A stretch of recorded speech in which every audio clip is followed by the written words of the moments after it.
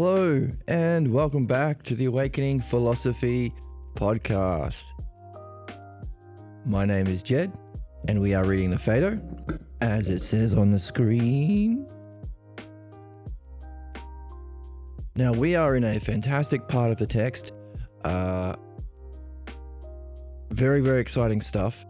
It's kind of the end of the text, or it's the last section, or it's towards the end at least, where Socrates has done a lot for us already. We've seen a lot. The last two episodes of the podcast, we have been reviewing everything we've learned so far, pulling it all together, and we're kind of seeing why that's important, because immediately before the last two, so 3 episodes ago, we read through this section and it was very, very confusing.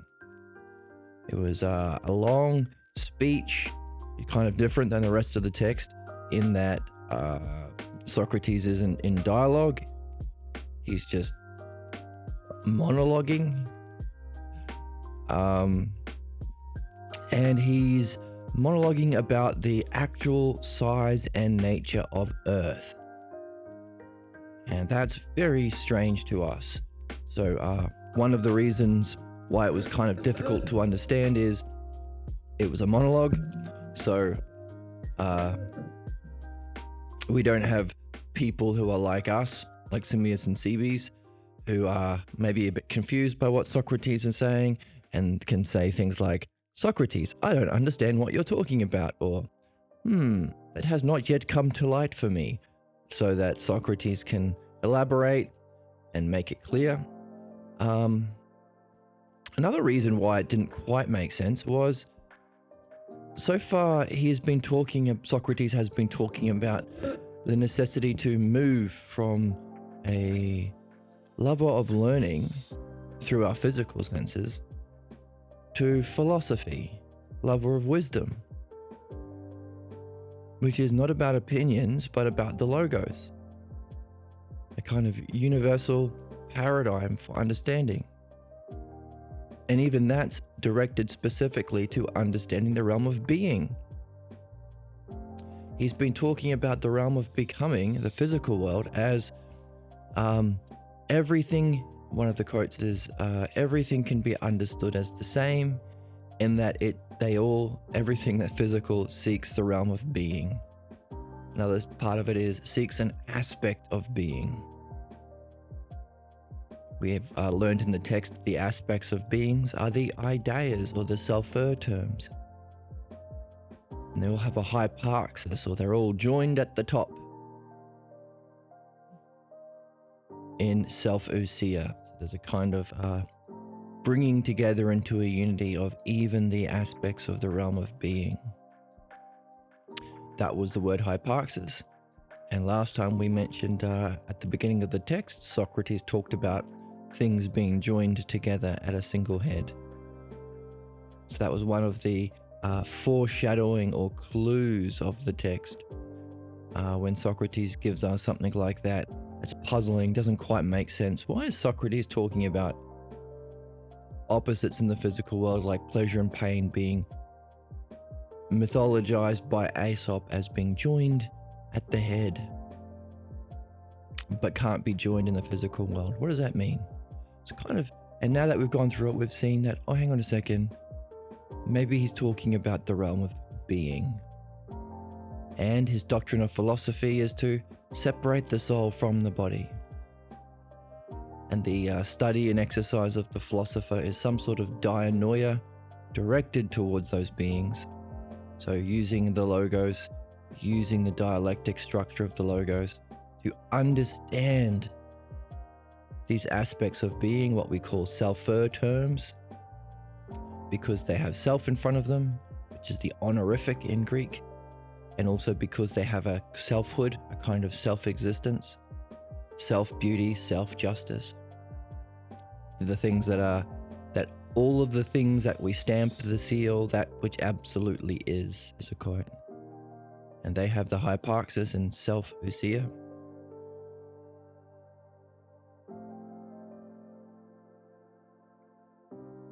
So all physical things seek this, and can remind us to seek it.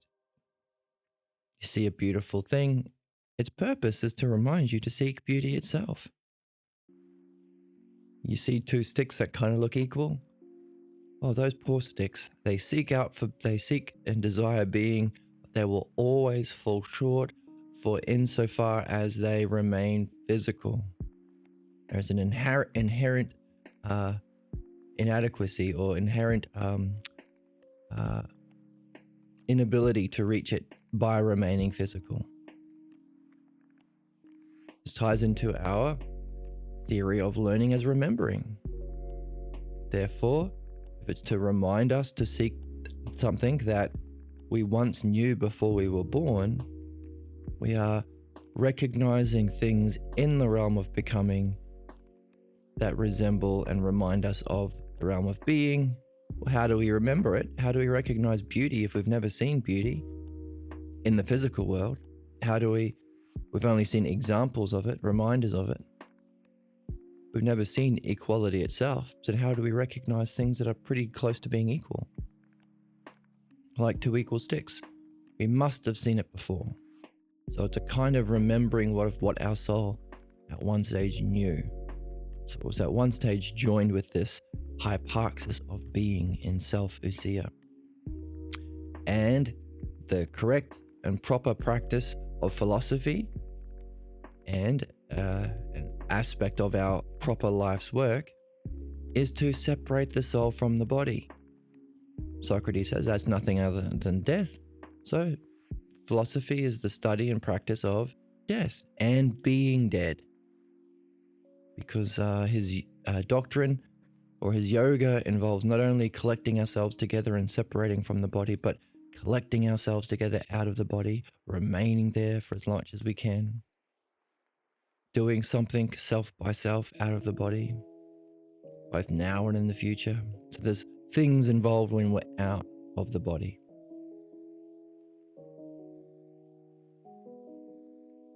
And of course, there is an art of this that's important. It's important to not just trust this, but understand it and verify our understanding in direct experience. So the understanding is called dianoia. The experience is called nous. But along the way, we are walking the walk and talking the talk. We're practicing it with all aspects of our being. So we're kind of unified. If we recognize that everything we seek, everything we desire is good, what we think is good, we desire to connect with the good and have the good. And our outward moving part of our soul seeks something that will benefit us, seeks justice, seeks activities that will make us better, make us more good. And if our reasoning seeks to understand what is true and real and bring it together into a unity, then we're all seeking the same thing, because good, justice, beauty, and oneness are all aspects of ousia. And as Socrates pointed out, so long as we remain physical, we're not going to get there. There's a limit to how two things can join. This hand cannot completely become one with this hand. It's physical limitations. And because everything in the world of becoming is in change, even if it did join, it would only be there for an instant and then change. Everything is in growth and decay, coming to and from opposites. In the physical logos, the reflection of the logos in the physical world. So that was a quote from the text. Everything seeks ousia but will fall short. So our job as philosophers, as humans doing our proper work here, is to actually get there. And that's what we've been learning, the art of the logos, how to actually get there. So we can say that our art of the logos is not only our proper work, but our paideia, the education that we can bring with us into a higher dimension.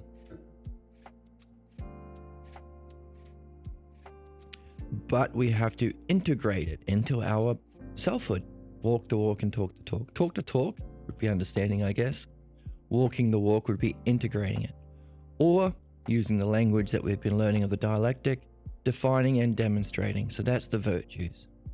Desiring the same thing that we actively seek outwardly with the middle part of our soul. And that we want to understand so we can think well and reason well and plan well. So those three parts of the soul, our inward desiring, we want semages. We desire things that are good and beautiful. The outward moving thing, we have to act in the world. We want to do things in the world. And the reasoning part. That should be guiding both. It should be reasoning what is the best activity, what is the best desire, and how do I get it? Socrates says that lover of learning, being more interested in that rather than the other two parts of the soul, can become philosophy when, as he describes it, you realize that there is causes that are more causal than physical causes. Socrates' second search for causes. What's causing the good? What's causing things to be the way they are? And of course, causes that are in the mind can open up the realm of purpose. What's the cause for us being here? Well, if there's a mind that created us and is sustaining us, and there's a demonic force guiding us, it must have some purpose for us, some reason. So this brings in the meaning of life, or what Socrates calls our proper work, that we can complete. If we do complete it, we can meet Socrates in a different place. So that life's work we are calling the art of the logos, which integrates our learning, our paideia, our dianoia. So really, philosophy you could say is a love of dianoia, that understanding that uses the logos directed to being, understands our causes and purpose. Greater than trust and belief, of course. But when we can actually do it, have the experience of nous through the third eye or the eye of the soul, called ousia, then if we've been walking the walk and practicing the virtues, we can integrate it into our being, have a single focus. Socrates gave us a hint. If you have a single focus, if every part of your soul seeks the same thing, and we have good reason to now, that's a kind of harmony. All of the notes within your soul are singing the same chord. A single unified focus, a harmony within yourself, of yourself, self by self.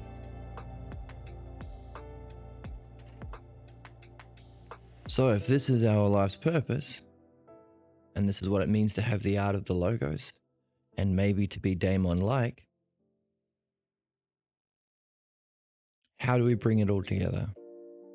There's a lot involved in what he's said so far in the Phaedo. He's defined this, he's demonstrated this, he's divided this into its aspects, parts, giving us some things to hunt for so that we can pull it together in our dianoia, in our understanding to make it our own, given us material to do dialectics on. He's told us why that's important. He needs to pass on the art of the logos. He talked about why it's dangerous if we don't. The worst condition of the soul. To hate the logos and never reach being.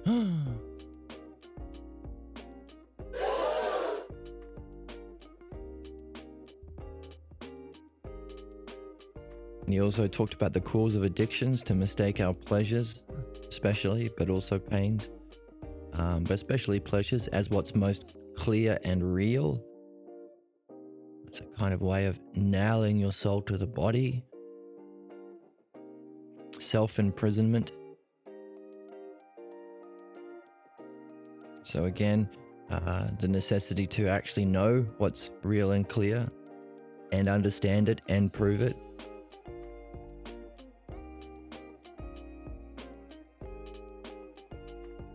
That's where we are in the text. He's given us a lot, so we need to pull it all together somehow. So, Socrates says you need to learn the art of the logos. So something in this bringing everything together will be necessary for the art of the logos. It's also his personal anecdote of his second search for causes. So something in this will allow us to recognize and know higher causes of our physical world, and a cause that includes our purpose, or the reason why we're here, that's our purpose or our destiny, the meaning of life, we could say, and why we're here. So we can answer that question we've been carrying with us: what the heck are we supposed to be doing while we're on this planet? And also the third thing that we were in the text is he was going to show that the soul is not just immortal, but indestructible. CB's, of course, was like, yeah, I mean, I kind of trust that the soul is indestructible. And people would agree. So we could judge. So we got an opportunity to practice what we're learning of the art of the logos and judge CB's. How's he doing? He's interested in trust. That's not good. Simius, of course, is doing a little bit better. He would say, I have a low opinion of human frailty. I don't really care if everyone else would agree. I want to understand it for myself. So he's doing a little bit better. But what's curious is he hasn't nailed down what the art of the logos is. He hasn't completely finished his personal anecdote for how he got from lover of learning to lover of philosophy, lover of wisdom. And he hasn't really completed his last task, which was to show that the soul is immortal. He's done that, and indestructible.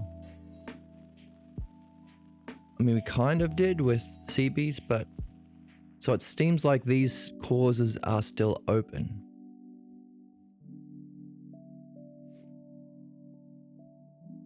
So the art of the logos is a kind of unity of everything we've been learning up to now. The second search for causes is Socrates' personal doorway into discovering and learning the art of the logos. And the third part, to know and prove the soul is indestructible, is the immediate.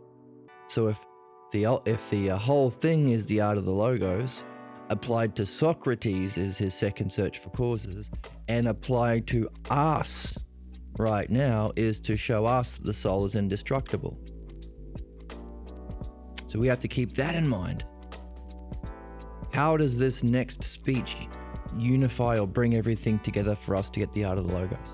How does it explain how Socrates got there in his second search for causes, and how can we use it to prove for us and to know for us that the soul is indestructible as well as immortal? So we have a fun triad in play. And what's curious about that triad is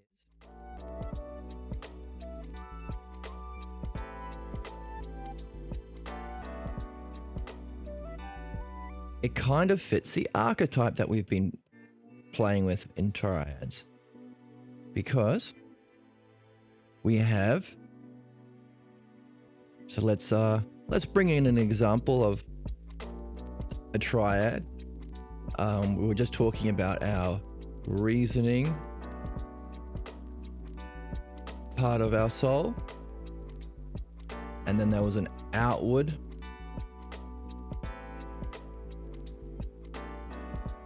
moving or seeking part of the soul. So this is our reasoning and our outward, and then this is our snowman.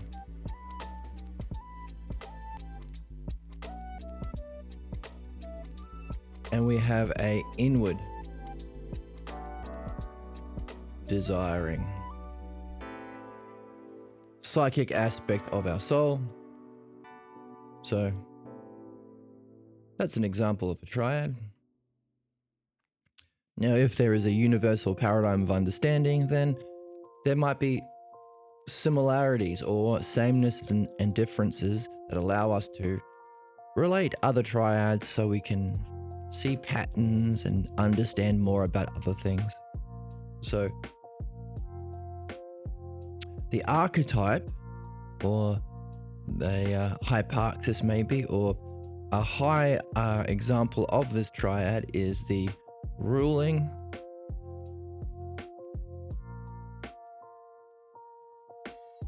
or being, and then there's some sort of power, and there's some sort of activity.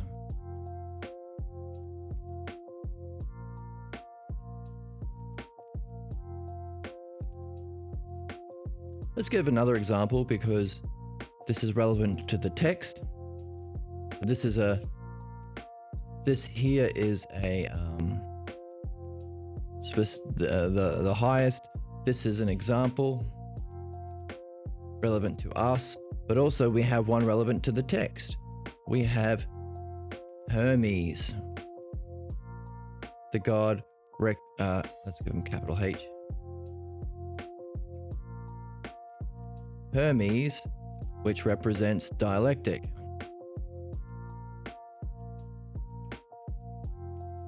And there is Aphrodite, representing beauty.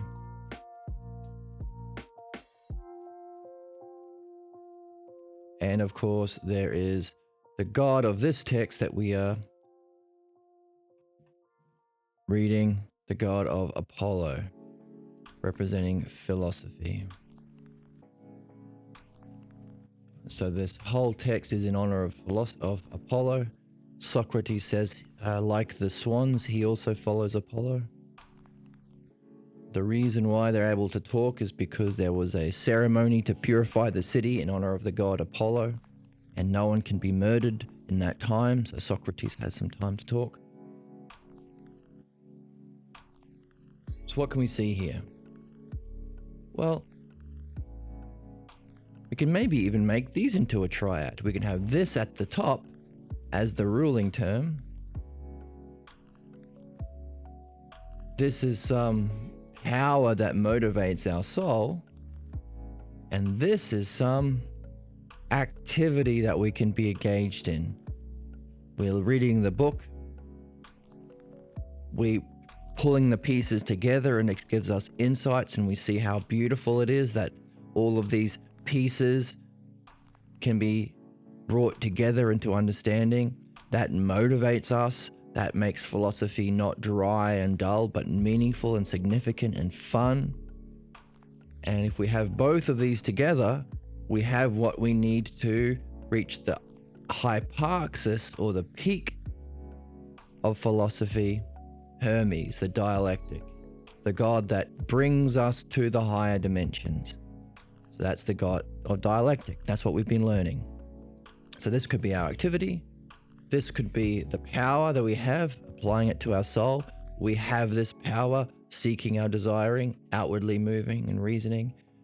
And this here is the ruling triad that informs both. So that's a fun little discovery. But likewise, we can use it to maybe have an understanding of what we're doing in the text now. Because we are seeking the art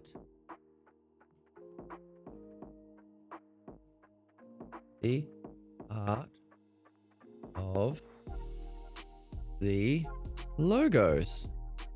We're seeking the art of the logos. But we're also seeing how Socrates' second search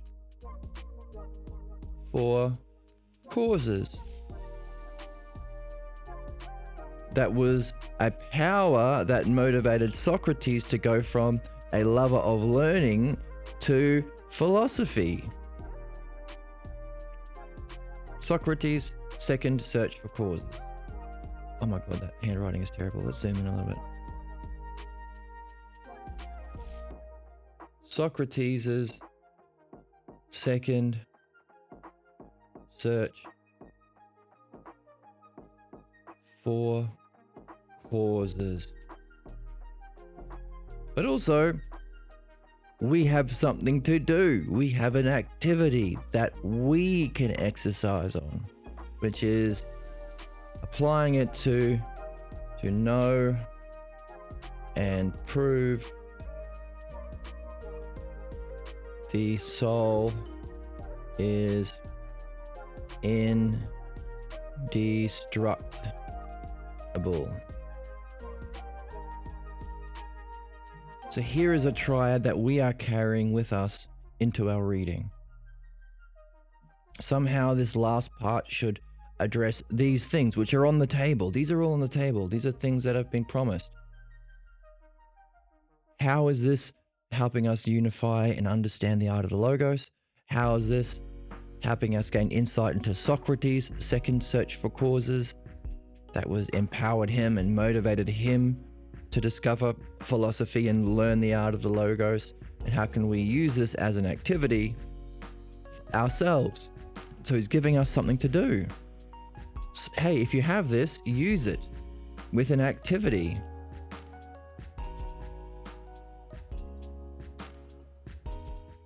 Because indestructible.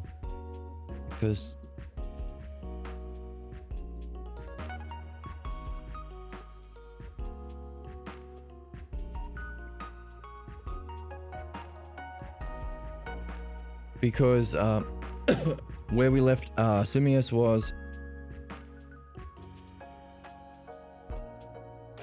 Socrates gave the introduction to his conversation with Simius,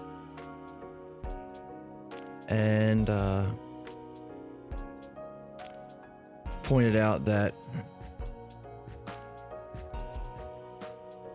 we must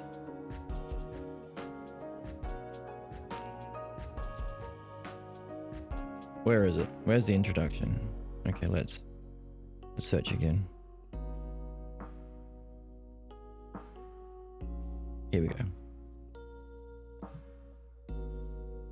We must prove that the soul has to be altogether deathless and indestructible.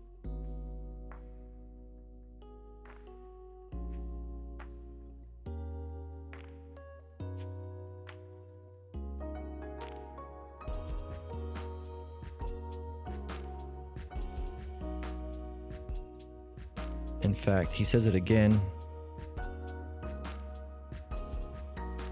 Here we go, page 66.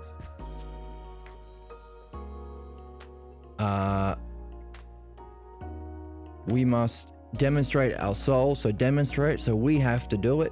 So maybe it's left open because he's giving us something to do. That our soul is indeed immortal and indestructible, so that if someone who loves wisdom, philosophical person, is about to die, they'll be supremely confident in the face and of death, that they will also lead a better life in the next realm, Hades, than if they had lived their life in a different way, a bad way or a vice way. So for us to be intelligent, we would have to know and give proof that the soul is immortal. So we did the immortal and indestructible.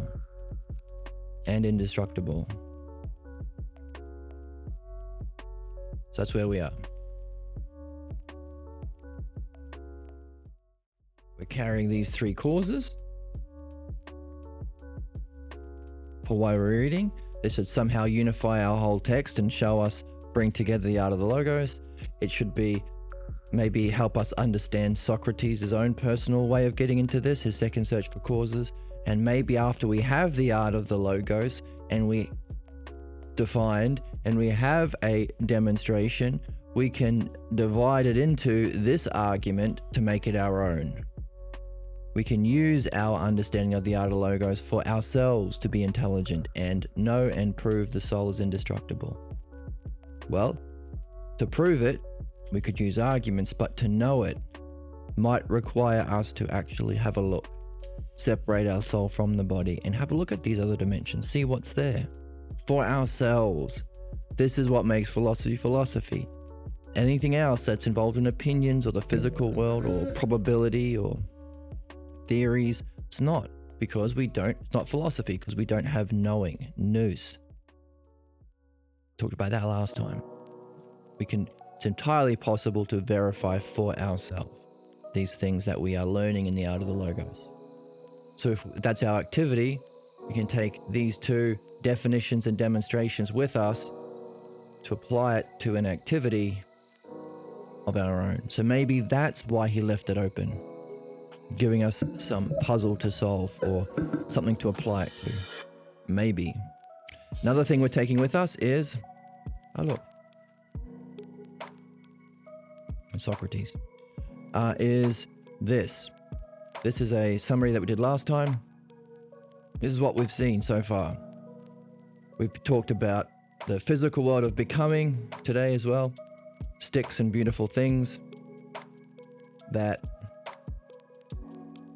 all and every aspect of our soul, when we recognize that we all seek the same thing, something in a higher dimension, we can separate the soul from the body to experience it. But then the soul can itself go through a journey being guided by our daemon into something else. Where, like, what happens when the soul not just leaves the body, but leaves the whole physical world completely? Is there a place, because the daemon guides us to that place?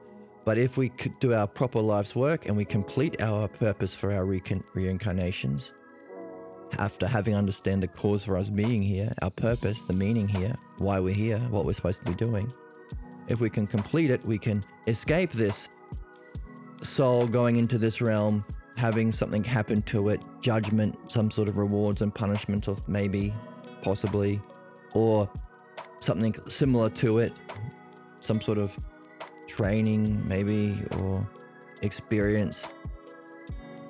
And then our soul coming back into the physical world, reincarnating. We can escape these and bring with us our education and nurture, our logos and dialectic, our dianoia and nous, brought together into a state of self called phronesis. And all of that we can say is the art of the logos. There's our art of the logos we're on the hunt for. But then we'll meet better humans and gods, humans who've completed their work. So there is a completion from this, taking with what we're learning here.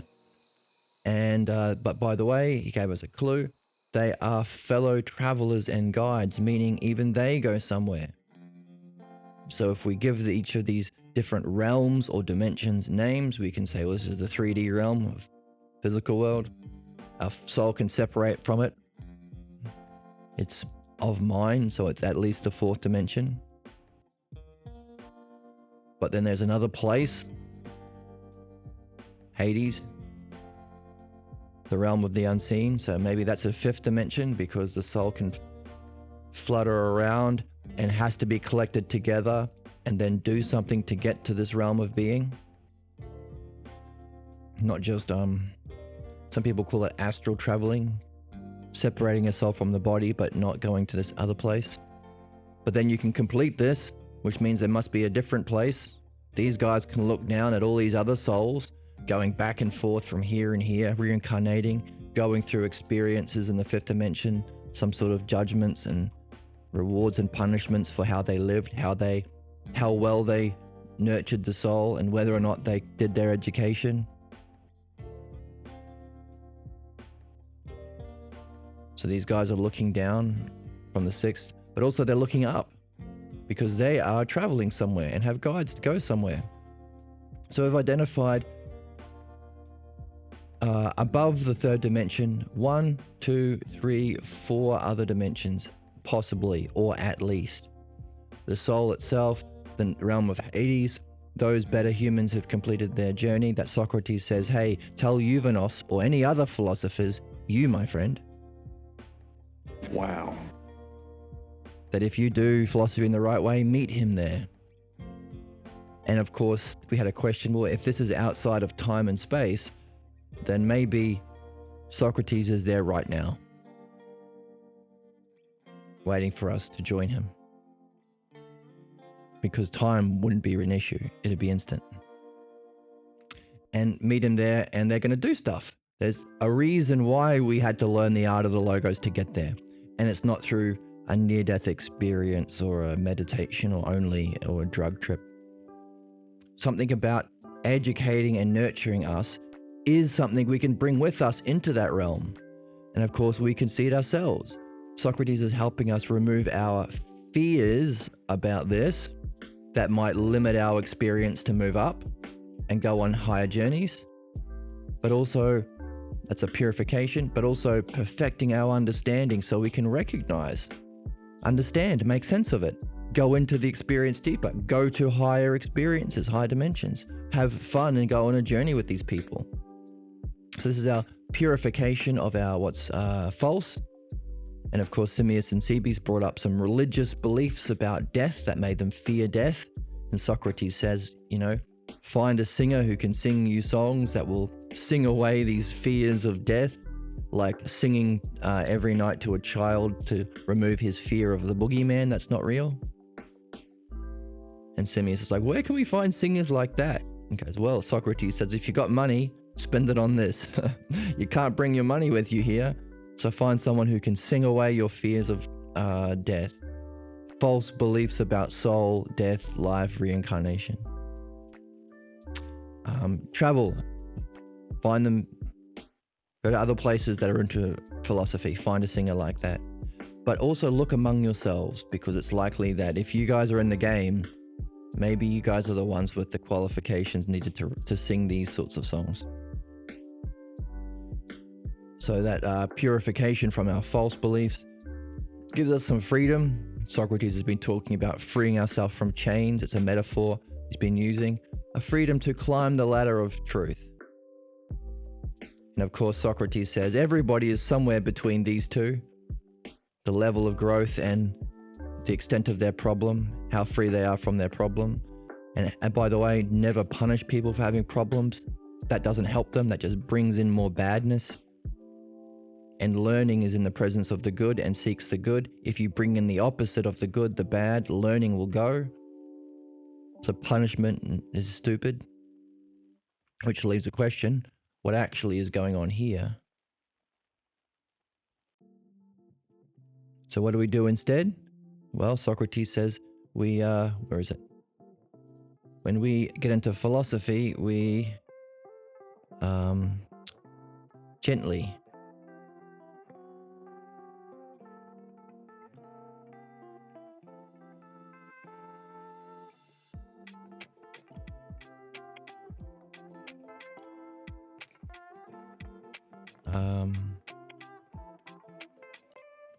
encourage, looking for the second, when philosophy, here we go.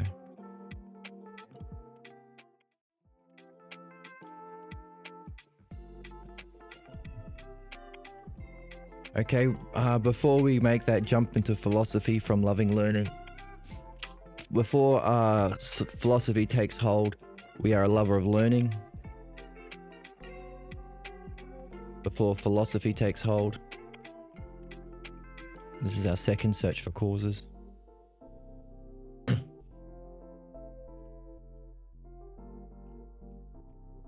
So we start with a problem. So it's being human. Problems are gifts. If we recognize that they are understandable and we have them for a reason, and they are, so long as we apply the art of the logos. That can turn our problems into gifts, the art of the logos. And it's another gift on another level, gives us an exercise. We can apply the art of the logos, the dialectic, to what we've been learning, to remove ourselves, to free ourselves from our problems. And it's that education and nurture that we can take with us. There's a reason why we have problems. Don't make someone feel bad. They're not a sinner. Every human has a problem. What are you going to do? Blow up the whole world? There are people who think that's the solution. But that's stupid. Don't hate people. Don't kill people. Don't introduce badness to people. Introduce the logos, because there's a reason. It's proper. So Socrates has been saying, if you're on that second search for causes, you'll realize that if mind created this reality, it must have done so with an eye on what's best, and must be maintaining these things with daemons. There's a reason why we're here, and it's best that we are here. That's a difficult thing to see, that it's best that we have the kinds of problems we have. And it might only be seen when we are able to look at our lives from a greater perspective of a higher dimension. Oh, that's why I was given this problem. I had to learn that as part of my education and nurture, so I can go on this greater journey to higher dimensions. Okay, difficult to see when your perspective is only here in the physical realm, because there's lots and lots of apparent injustices. By the way, that Socrates has told us, that's all just implications of not having the art of the logos in society. War, discord, all wars are fought over loving riches because you're motivated by your desire, part of your snowman, and not your learning. So the problems we have within ourselves and within the world and society is due to the presence or absence of the art of the logos. Socrates is diagnosing and helping us to understand, not just telling us, but giving us what we need to understand it for ourselves by applying the dialectic to it.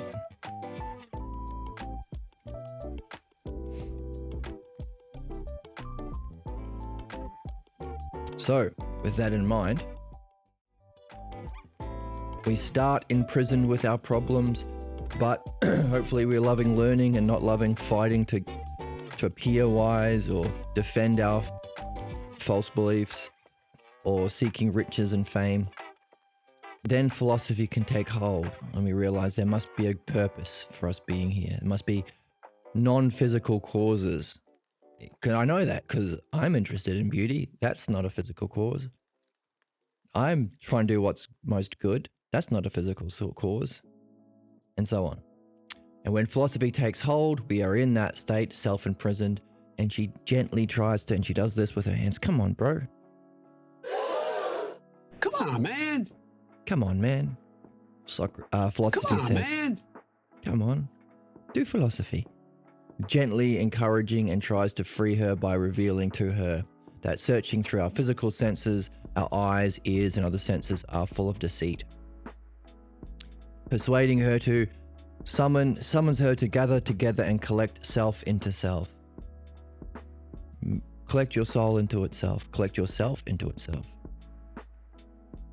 And these trust only self and the beings in self. So these are our higher dimensions. That's what we trust. Self and the beings in self. That we can experience with nous if we have self according to self.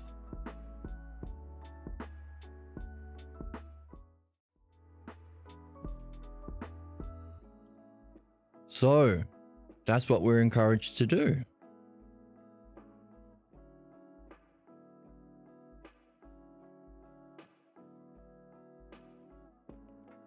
And this is the significance of the art of the logos.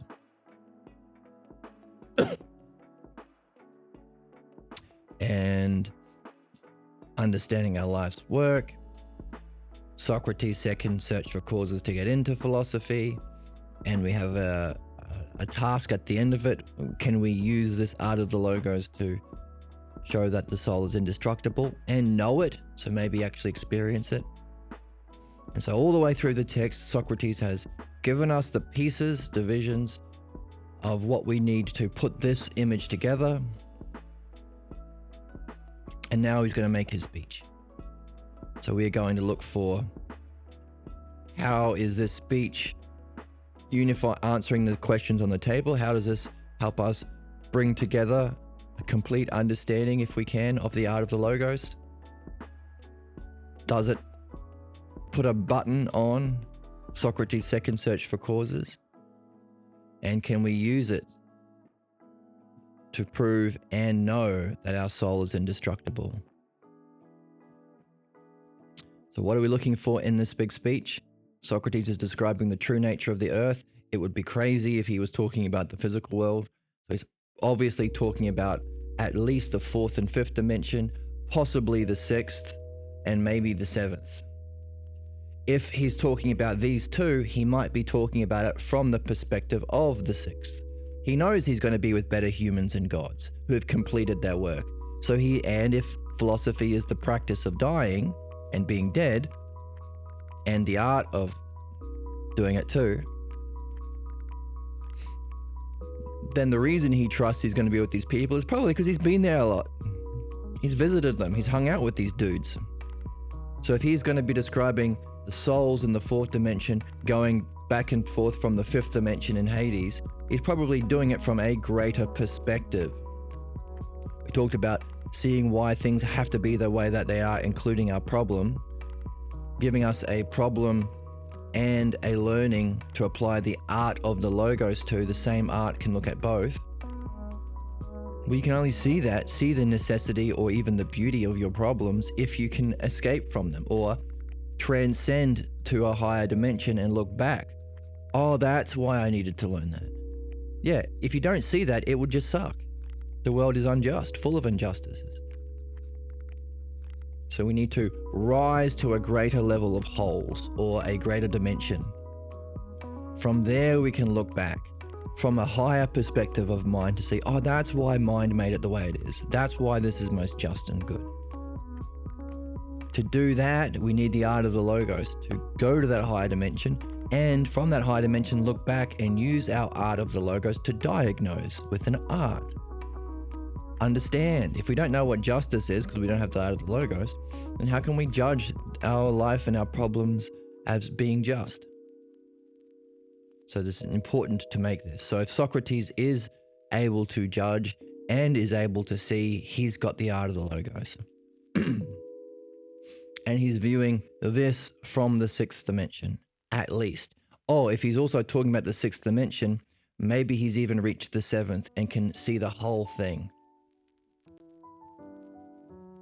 So that's what we're looking for. We're looking for a description of the fourth, fifth, sixth, and maybe seventh dimensions. Some of them might be hidden, and we've learned that. That's part of passing on the art, giving us puzzles to solve ourselves. And also we can judge that it's worth listening to. Where is Socrates when he's describing this? Is it just his opinions? No. People who claim to be experts are speaking from here. They're missing the mark. So we're looking for how this can bring together our art of the logos. We're looking for these higher dimensions. But also we are keeping in mind that Socrates is likely looking at the whole thing from a higher dimension. That's why we care. That's why we're interested. That's why we're listening. We can judge, that's what we have to do, with the art of the logos that Socrates obviously has nous and phronesis. He has been described as a daemon. He's functioning with an art all the way through the text. He has experience of these dudes, so he's got the art of the logos. He recognizes he's completed the work. So all of these are all reasons or proofs that he must have the art of the logos.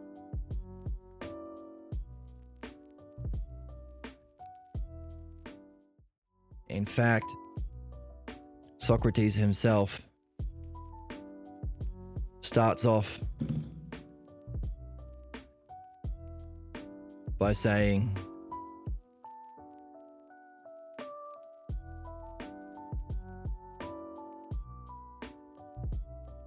I'm talking about the how we solve our problems, escape from human ills, by our education and nurture, becoming as most good and phronesis as possible, so that, and how we go into the other world, whether or not we're benefited or harmed in that place. The daemon that guides us, collects us, guides us, encourages us to collect ourselves together, leads us to another realm. What happens when we're there? We undergo and stay there. There's another guide there. I'm saying all this because I report this from the sacred rites. In other words, he has experienced it. And the signs of the common laws, what we might call the paradigm of understanding, the logos, the laws of our world.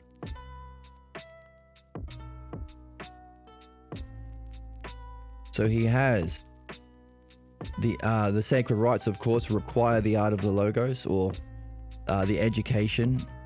You're learning the dialectic and logos, and you're practicing it, so that when your dianoia leads to nous, you can integrate it. That's the puzzle that he gave us that we spent work trying to unpack. what's the true spiritual initiation into the true spiritual quest. So he said, that's what I've done. So he's telling us, yeah, I've done it. I've got there. I've completed my work and I've been there and integrated it. And also I can recognize the signs from the logos, the common laws. So his nous and understanding. So he's talking from experience and understanding. So with all that in mind, mastering the art of the logos, understanding Socrates and learning it for ourselves to apply it to the soul. Number 2, recognizing that we're seeking balloons. We're seeking from his description of the planet, different dimensions, and realizing number 3, that he's speaking from understanding and experience. So as Ricky Gervais might say, nobody's actually come back and told us what the other dimensions are like. We would say, well, it's literally, look at 108A in the Phaedo on page 86 of the Balboa. And you might have a puzzle, and we'll gently encourage him.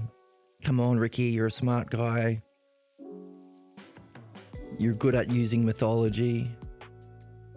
You're otherwise a lover of learning. You need to make that second search for cause jump. We'd say, come on, man. Come on, man. Just read the Phaedo. And maybe you could unlock a different progression that can benefit you in this life and the next life. Just as everybody in this community is open to, is encouraged to do. So say, come on, man. Come on, man. Come on, man, do philosophy. Don't get wrapped up in your pleasures instead. Or your allegiance to what you think is real and clear. Go on a journey to find what's actually real and clear in the higher dimensions of reality, the higher causes, including your cause or your purpose, what we call the destiny of all humans, the destiny of man. I don't want to eat a monkey. Don't want to eat a monkey. I don't want to eat a monkey. I don't want to eat a monkey. I don't want to eat a monkey. It sounds like he's saying he wants to eat a monkey. We say we don't want to eat a monkey.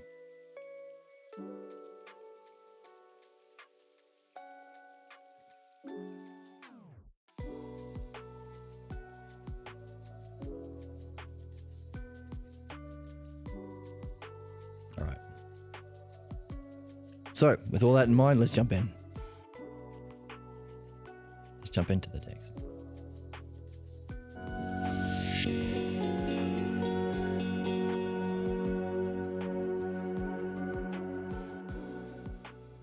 That noise means we're about to read, but we're already on the reading page. So let's look. Okay, there's a lot of reading here. Let's go.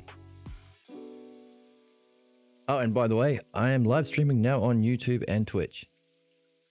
So if you prefer YouTube and you're subscribed to the channel, you can see these videos. I think they're posted on YouTube a week or so later, but you can read along in real time and ask questions in the chat, talk in the chat with other friends on YouTube or Twitch.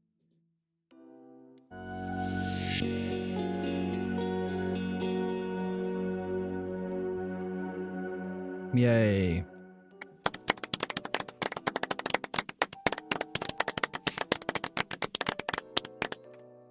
Let's jump in.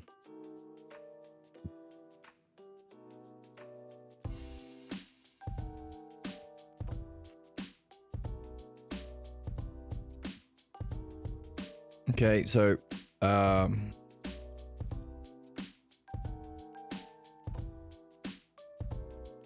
let's lead in. Let's do a gentle lead in. Simius doesn't distrust the logos that was spoken, that our soul must be indestructible as well as immortal, because if the immortal wasn't indestructible, nothing would be indestructible, because being immortal means being everlasting. And he says, well, every human would agree to that, so I don't distrust it. So again, caring about what others think, and at the level of opinion, not doing so great, poor Simius. Seabees said, no, that was Seabees, sorry, poor Seabees. Simius says, well, I, on the other hand, I don't distrust the logos, but I want a bit more. because of the high importance of the subject and my low valuation of human frailty, I want more. So I still have some distrust. Socrates says, not only that, O Simmias, but also the first hypotheses do indeed still require examination if they are to be trustworthy to us. And if we the first hypotheses, the immortality and the indestructibility, and if we thoroughly discuss ourselves in a sufficient way, you will follow the logos as far as human is able to do so, and if this self becomes clear, you will seek no further. There's also maybe a little hint to the first hypothesis, which is in the Parmenides, which we have a video series on YouTube about, which might shed some more light on that. But we have to find it, thoroughly discuss, and a sufficient way. There's our requirement for changing our mind. Speak the truth. It is just to do this, and we require courage, justice, and virile. That if the soul is immortal, she cares for us not only for this time, but for all sake of time. So this is the idea of indestructibility. If our soul's immortal, then for all of time. But is it indestructible? Is it implied? The danger would be terrible. If death was an escape, then there would be no way of overcoming. Then it would be a windfall for people who are wicked. So we have to, there's what it is and what it isn't when we do dialectic. What it is, if we are here to educate and nurture in the art of the logos. And if there isn't, well, if there isn't, there are problems. So we need both. So to be a windfall for the wicked, so it can't be destroyed. But would, or so he's using the other argument, right? He's using if it were the case, or so we have when we do dialectic, we always do if it is and if it isn't.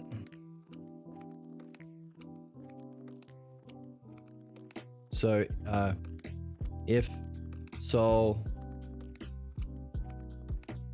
is indestructible,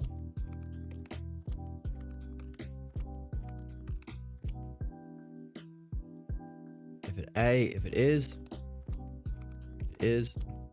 and B, if it isn't. So we can prove one by showing that it's consistent or harmonious, if this is the case, or if it's disharmonious or it's in discord, then we can show that this isn't the case, therefore proving this.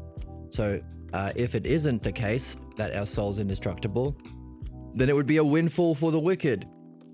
And there'd be no need to be doing, you could just do vice your whole life and there'd be no consequences and there'd be no justice. That doesn't work, so therefore we can see it necessarily has to be this. And also we can see the implications or the consequences that follow that show that this is beautiful and necessary too. Two ways of reasoning.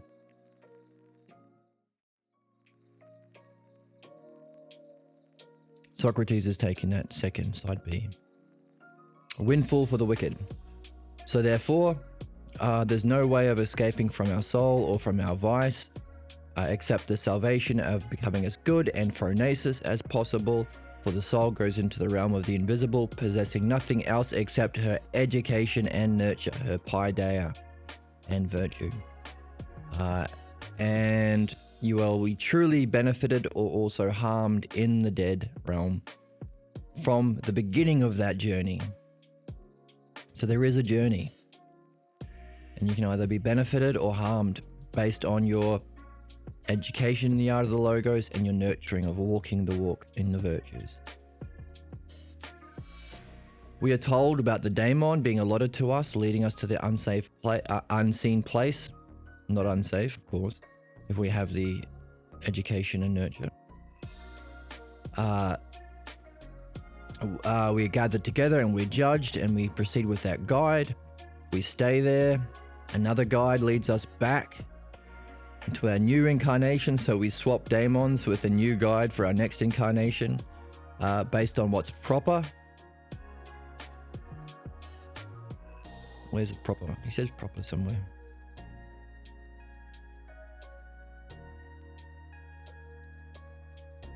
Okay, we experience things in that. So there's the soul going to a different place. We call that the fifth dimension, Hades. Another guide leads us back.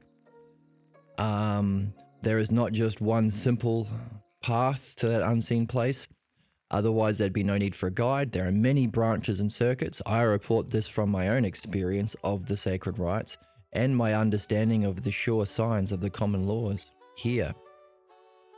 So recognizing the logos here and his experience of other dimensions, can recognize the many branches and circuits and needs for daemons. The well-ordered and mindful soul, phronesis, virtue and phronesis, follows its guide and is not ignorant of your circumstances. You know why you're here and what you're here to do.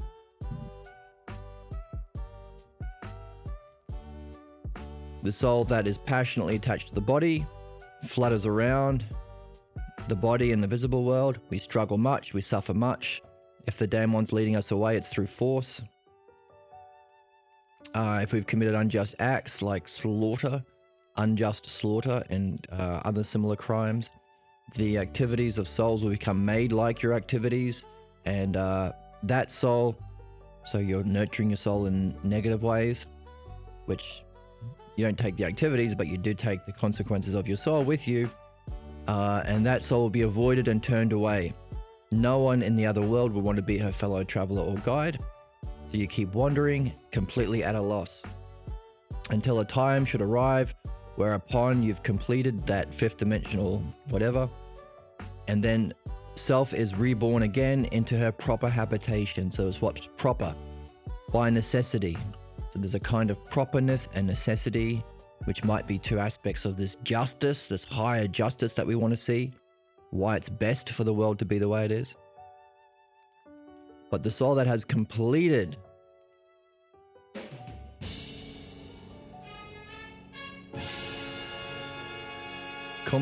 life in a pure and measured way meets with the gods as fellow travelers and leaders. There are gods, immortal beings. And they're going to be your pals and also help you out, maybe using the art of the logos. So each self soon arrives at her proper place. But there are many and wonderful habitations in this belonging to this earth.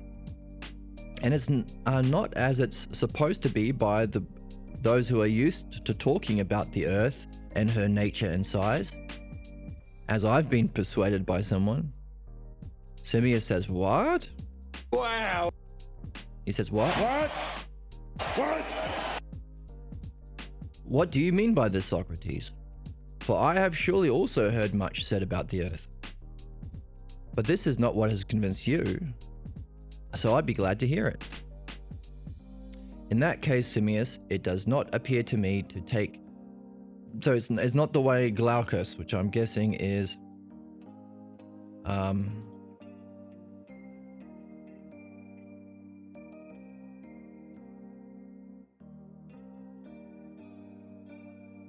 don't know who Glaucus is.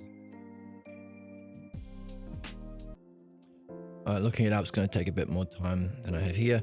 If you know who Glaucus is, he seems to be some sort of geologist or geographer. Please leave comments in the chat to share your understanding with all of us. As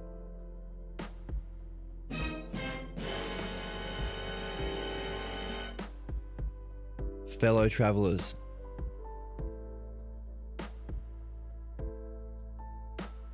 and guides. Here we go. So the earth isn't as Glaucus says it is. However, as to prove their truth, it has come to light for me to be more difficult than the art of Glaucus. I must equally not be able to do so. Even if I had the knowledge of geography, it appears to me that in my life, it's not long enough to tell you the logos. But nothing is going to keep me from telling what I am convinced is the idea of the earth and the regions of self.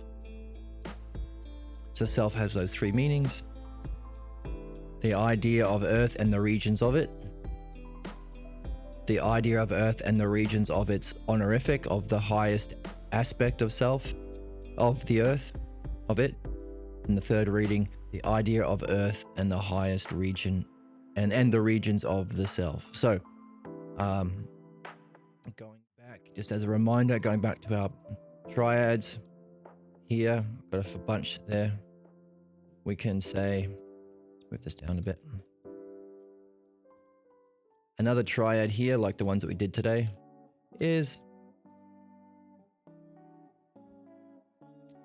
the word altos, the Greek word self.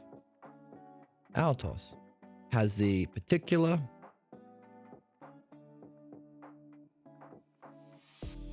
which is it, has the honorific, which means a self or ousia version of it, and it has the ultimate, that which we're here to know, the one self. What after all is the one self? Is the expression from the Republic, the first hypothesis of Parmenides, and is the instruction of Delphi to know thyself. Yeah. So, and the word altos is the word self, and it has all three. So that's a way of unlocking higher readings of the text and unlocking puzzles. So we read the particular, that should fit.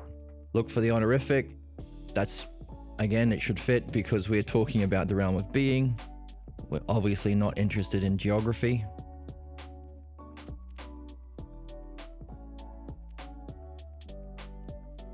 And can we unpack the highest reading?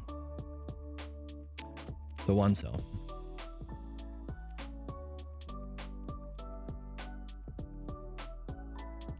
By the way, you can use these other ones to shed light. Can you shed light on these by applying this? Is the particulars a kind of activity we do in our physical world?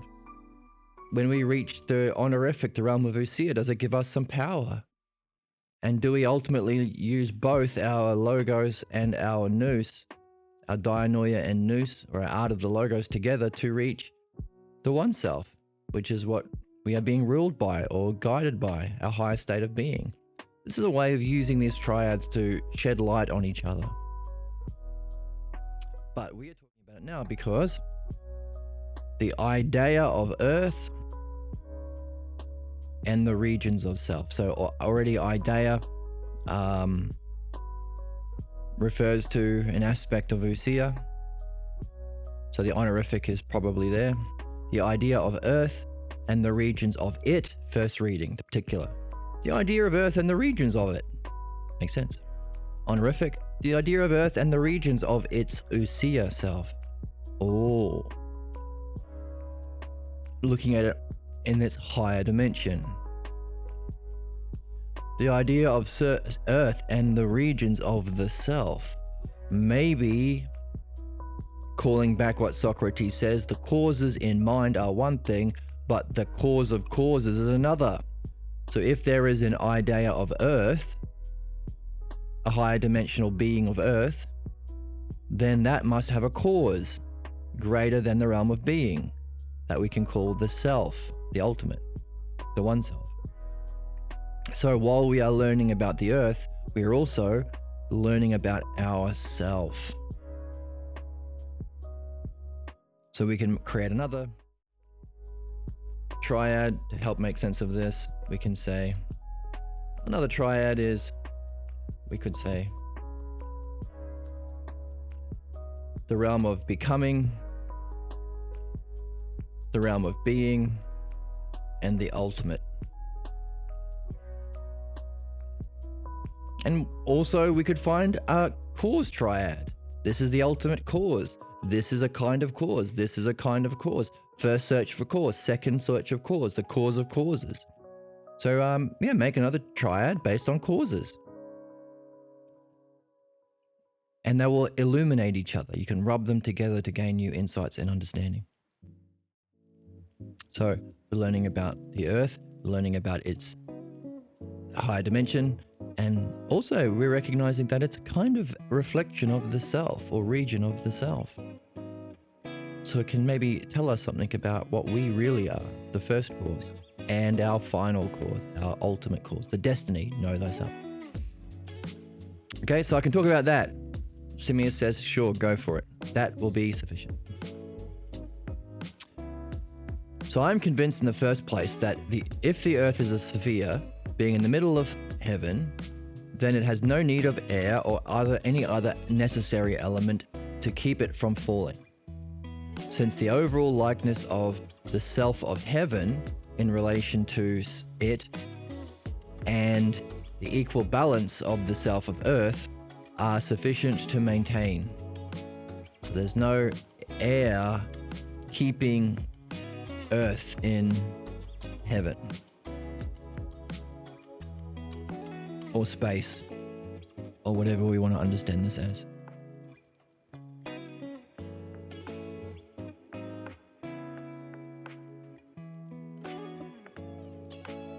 For an equally balanced resource placed in the middle of something that is like it or homogeneous will have no tendency to incline more or less in any direction, but will continue to remain uninclined in the same way.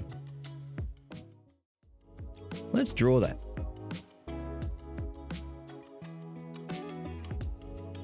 Let's give us some space in here. So we've got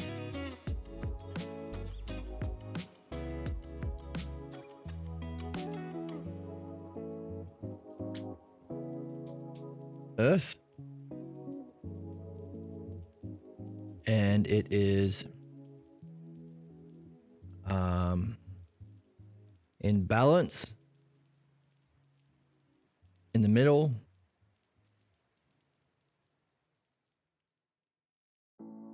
and is like it. So we have balance, well, we have first was middle, in the middle, in balance, and like it.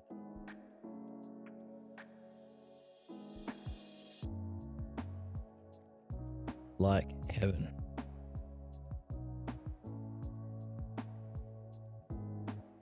So now we have heaven around it. Whoops. Let's do this.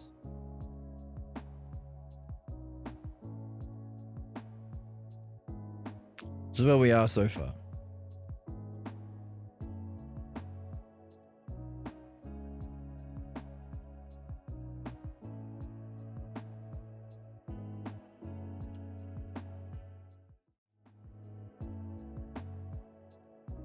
And it has no tendency to incline more or less in any direction, but will remain uninclined in the same way.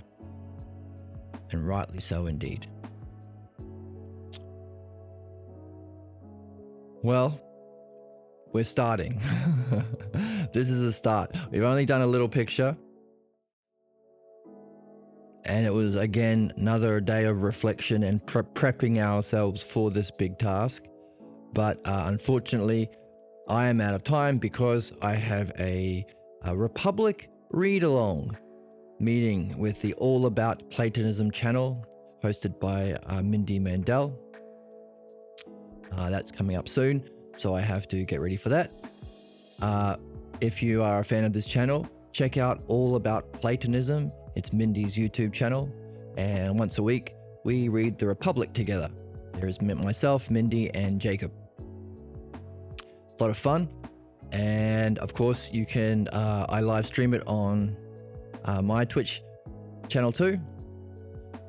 So you can it's usually posted a week later, so you can get a little bit ahead of others by checking it out a week earlier, and also talking with friends in the chat. So feel free to join us on it's every Friday Australia time, Thursday America time. It should be on my Twitch channel if you want to join us on Twitch, but that's what I have to get ready for. So a bit of a shorter one today, kind of keeps it in balance with the last few, which were a bit longer.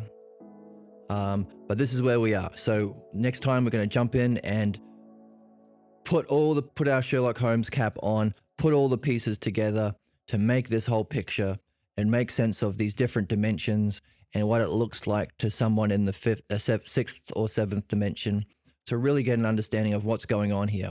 What is this planet we're on? Because not only do we want to know what we're supposed to be doing and why we're here, but what is this place?